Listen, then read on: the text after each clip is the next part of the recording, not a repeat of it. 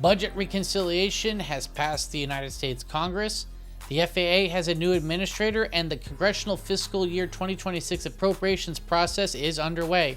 This is a federal update from the Normandy Group.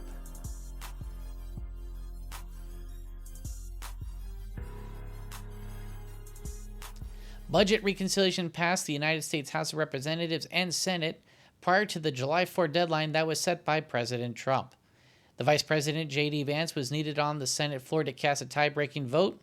Reconciliation passed out of the Senate 51-50. The House of Representatives then took up that measure as it was, making no changes, and it passed out of the House of Representatives 218-214.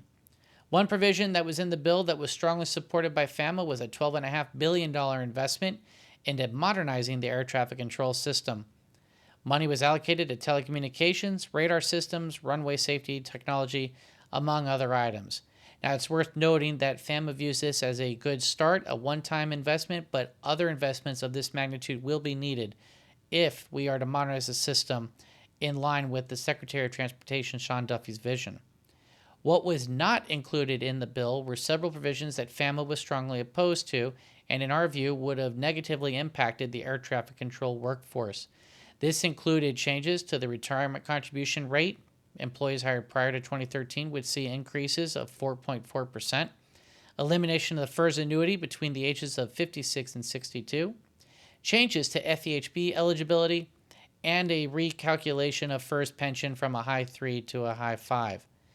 Over 2,500 emails were sent to Congress, which contacted over 265 congressional offices. The fiscal year 2026 budget process began in May when OMB released the Trump administration's proposed budget. In this budget, the FAA would receive an increase of $359 million for the operations budget and $824 million for facility and radar upgrades. House appropriators began their markups in June. The Senate is expected to begin their work soon. Currently, at the time of this video, the Senate is considering a rescission package which was sent to Congress from the White House. With everything that is going on, odds are that a continuing resolution of some sort will be needed as we approach the end of September, which is when appropriations lapse.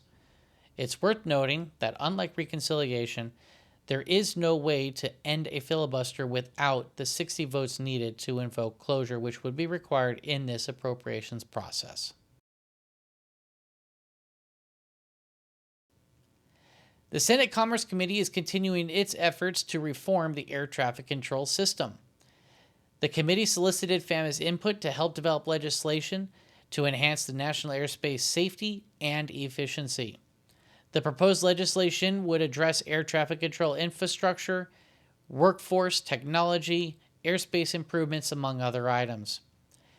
Now, FAMA submitted several recommendations, some of which include a direct DoD hire program, which would allow DoD managers to move over to DOT management positions at lower-level air traffic facilities, increasing the number of operational managers and supervisors to 2,550, passage of the Aviation Funding Stability Act, and streamlining the federal procurement process. Now, the Senate Commerce Committee intends to move this legislation in conjunction with the House Transportation and Infrastructure Committee sometime in the fall.